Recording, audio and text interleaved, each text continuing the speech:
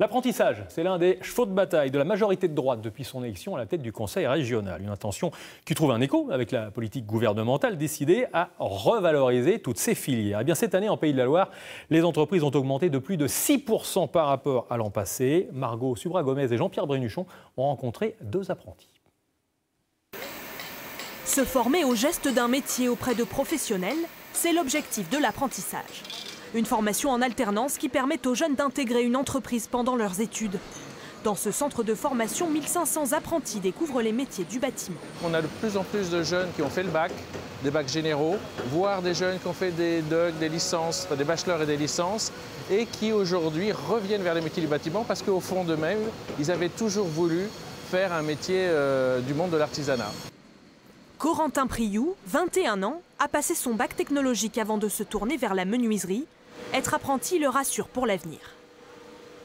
Les personnes qui m'ont parlé que le métier du bâtiment était quand même assez recruté beaucoup, que ce soit en intérim, etc. Et je vois que tout le monde a plus ou moins du travail. Donc, puis le fait de faire ça en 2 ans, aussi mes 2 CAP en 2 ans, etc., de pouvoir accéder au monde du travail plus rapidement et de pouvoir après faire plein d'expériences différentes dans les entreprises, c'est vraiment ça qui m'a attiré.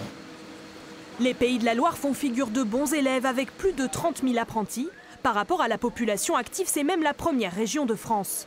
Les secteurs qui séduisent le plus, la cuisine, le commerce ou le bâtiment.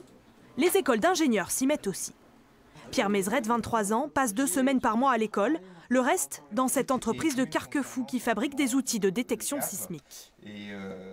Il s'agissait de faire des études dans l'électronique, dans des grandes écoles d'informatique qui sont relativement inaccessibles financièrement. Et le côté avoir une expérience, sortir de l'école d'ingénieur en pouvant dire bah voilà, j'ai déjà bossé 3 ans, 4 ans, mais j'ai fait mon DUT ici aussi, c'est un atout. Il s'en sort bien?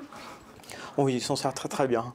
Un très bon communicant et d'un point de vue technique, je dirais, il a une bonne base technique. Pierre Mézeret pourrait être embauché à la fin de son cursus dans 1 an. Pour attirer encore plus de jeunes, la région qui finance l'apprentissage veut notamment leur permettre d'intégrer les formations en cours d'année. Il faut un peu plus de flexibilité et puis aussi intégrer les entreprises. C'est ce que nous avons fait déjà en Pays de la Loire puisque nous avons ouvert en 2 ans 200 nouvelles ouvertures qui partent du besoin des entreprises. La réforme de l'apprentissage est un chantier du quinquennat d'Emmanuel Macron. Un projet de loi devrait voir le jour au printemps. Et sachez que les inscriptions en